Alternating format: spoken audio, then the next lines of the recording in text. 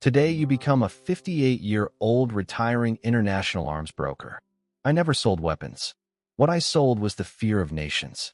My client list was never written down on paper, only carried in my head from one hotel suite to the next.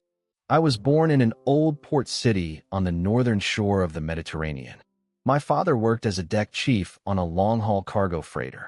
He spent most of the year at sea and only came back ashore for 10 or 15 days at a time. My mother washed dishes in a canteen down at the harbor docks. By the time she came home each night, her fingers were always pale and wrinkled from the water. She never once complained about the small numbers in our household ledger. When I was 6, my mother took me to the harbor for the first time to bring my father his lunch. I still remember staring up at the rows and rows of shipping containers stacked along the quay, taller than any apartment block in our neighborhood. Whenever my father came home for a holiday, he would walk me along the docks. He once pointed out a black freighter moored further out and told me quietly that the cargo on board that particular ship was never written down on any manifest. He told me that everyone who made a living off the sea in our region understood one thing in their bones. The things you saw, you did not ask about. The things you overheard, you let rot quietly inside your own stomach for the rest of your life. From that day on, I learned how to keep my mouth shut. My teachers at school praised me as a quiet, well-behaved boy. Only I myself knew exactly who had taught me that lesson and exactly which class period it had been taught in. When I was 12, something serious happened at the harbor. A cargo ship was surrounded and searched in the middle of the night. For several days afterward, the docks stood eerily empty and not a single worker dared to come ashore to talk. During that period, my father visibly lost a lot of weight. He sat out on our small balcony every night smoking until dawn, the tin ashtray on the railing slowly filling up with butts until a small gray mountain was rising out of it. He never explained anything to me. He only said one sentence, that for men in this trade, what you really fear is not the storm or the sea. It is the gray uniform that walks the docks asking polite questions about your paperwork. When I turned 14, I started skipping class to run errands for the older guys at the harbor. I delivered shipping slips, carried thermoses, and quietly memorized which ship was due in on which day and from which direction. I had a frighteningly sharp memory as a kid. Whose ship? Whose cargo? Whose connections behind the scenes? I only had to hear it once, and I could recite the whole chain back. The older men decided this kid could actually be useful. When I was 15, my father went out on a long voyage and never came back. The shipping company paid out 3 months of his wages and a single sheet of condolence paperwork, and that was all the answer my mother and I ever received. My mother cried through the entire night without making a sound. The next morning, she put on her apron and went back to the canteen as usual. From that day on, I quietly decided I would never walk the same path my father had walked. I refused to spend my life risking my body on a heaving deck. I wanted to stand on the shore and sign the papers. I wanted to be the one who decided whose cargo went down which route, and to have the final word be mine alone. At 22, I had saved enough to spend 2 years in Geneva studying French and international trade. When I came home, my resume carried one new line on it that finally looked respectable to outsiders who did not know my background. At 25, an old client of mine introduced me to a senior middleman in the trade. He let me coordinate the logistics on a small arms transaction, paying me a commission of 5% for handling the paperwork end of the deal. The order itself was modest, a few dozen rifles and a handful of crates of ammunition, moving from a warehouse somewhere in Eastern Europe to a port somewhere in Africa. My only job was to reconcile the numbers between buyer and seller. The day the money landed in my account, I sat alone by the hotel window for a very long time and just stared. That single small commission was equivalent to 10 years of my mother washing dishes in the canteen down at the harbor. Through my early 30s, the Cold War had just wound down. Old military stockpiles were pouring out of Eastern European warehouses like a receding tide.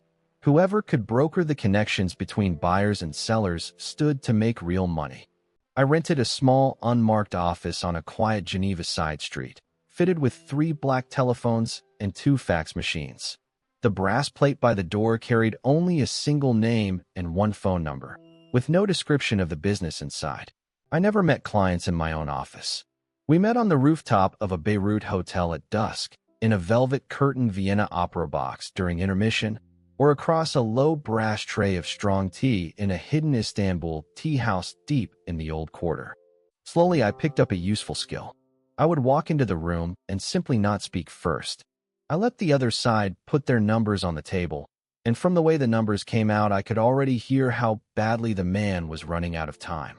At 35, I bought an old villa with an olive grove on the Mediterranean coast. My accounts were spread across 6 different countries, and I carried several different passports that I rotated depending on which border I was crossing. I brought my mother to live with me at the villa. She spent her afternoons reading in the garden among the geraniums. She never once asked where the money had come from. She only reminded me to eat my meals at proper hours. At 38, a war broke out again somewhere in the Middle East. I happened to be holding active orders from both opposing camps at the same moment. Whoever wired the larger payment first was simply the one whose shipment moved first. That year, I earned more than I ever had before, and for the first time in my life, I started waking up at 3 in the morning, lying in the dark, counting up exactly how many rifles had passed through my hands across all the years of my career. One morning, my deputy slid a press clipping across my desk.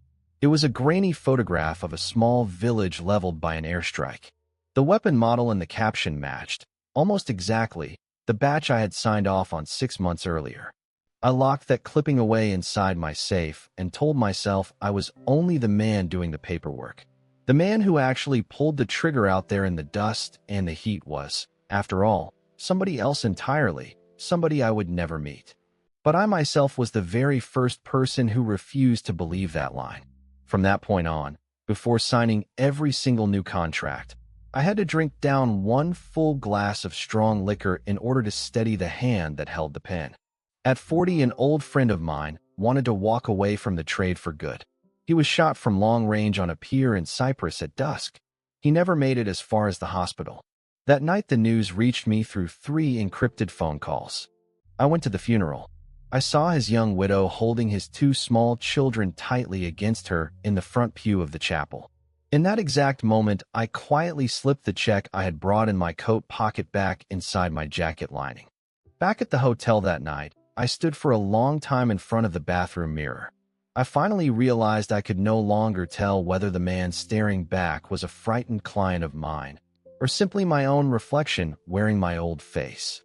At 42, I deliberately started taking on fewer orders. I steered toward fully compliant European private security contracts only. The commissions were less than half of what I had been earning, but I forced myself to live with that. People in the circle decided I had gone soft. Some old rivals would lift a champagne flute toward me at receptions and smile thinly across the crowd. Inside that single thin smile, I could already pick out 3 completely different meanings. At 45, the great Northern Empire collapsed all at once. Decades of accumulated military stockpiles in its warehouses were dragged out into daylight, hauled away truck by canvas-top truck by anyone who knew the right men to call. I took on what I told myself would be one final big deal, transferring a batch of decommissioned old equipment to a buyer somewhere in Central Asia. The whole thing was a hair's breadth away from going through cleanly when it caught. On the day of departure, I was pulled aside at that border airport and questioned for 3 solid hours under hard fluorescent light. My passport sat in the inspector's hands as he turned the pages again and again, looking for something. In the end, they let me walk. As I stepped out of the terminal door, my knees were genuinely unsteady underneath me, and my breath was visible in the cold night air. That same night, in a quiet hotel room, I made the decision to retire. Back in Geneva, I burned my client list page by page in the marble fireplace of my office. I had the fax machines dismantled and dumped into the depths of the lake. I behaved as though those long years had never existed in the first place. At 49, I received a late-night call from an old acquaintance in the trade. He told me, in the careful voice we all used on phones, that someone somewhere had begun quietly investigating that African route from back in the 90s. I moved house immediately, leaving Geneva and falling back to my villa on the Mediterranean. A team of lawyers was put on a monthly retainer. There was always a clean reserve sitting in a separate account ready for the day I had to run. At 52, that same old acquaintance died of sudden cardiac arrest at a sidewalk cafe in Madrid one warm afternoon. The coroner's report was filled out perfectly cleanly, every line in order, every signature in the right and proper place. From that day on, I stopped going anywhere with crowded cafes and outdoor seating. I personally took down the doorbell at the front gate of my villa and replaced it with a silent flashing signal that only the housekeeper inside could see. At 55, my mother passed away as well. The funeral was kept very small and private. The headstone we chose carried only her name and 2 dates carved in plain script, with not a single line on it referring to me as her son anywhere. Later, I had a son and a daughter of my own. They both grew up believing their father had spent his life doing private European security consulting. To this day, I have never corrected them on that point, and I do not think I ever will. Over the years, I quietly funded a few small primary schools in parts of Africa, in the Balkans, and in some place in Central Asia. The dedication plaques on the walls of those schools never carried my real name, not on a single one of them. Sometimes people ask me whether I am trying to atone for something. I say no. Atonement is the act of a man who still believes his hands can be washed clean again somehow. Quite a long time ago, I personally stopped believing that was possible. If I could speak one sentence today to the version of me at 25, I would tell him this. What you are selling is not cold pieces of steel and never has been. What you are actually selling, day after day, is somebody else's child. That was the life of a 58-year-old retired international arms broker. If you have ever wavered between profit and conscience, leave a comment. Next episode, vote a top-tier card-counting gambler or be a Soviet KGB female spy. This is fictional dramatization for entertainment only, not based on any real organization or event.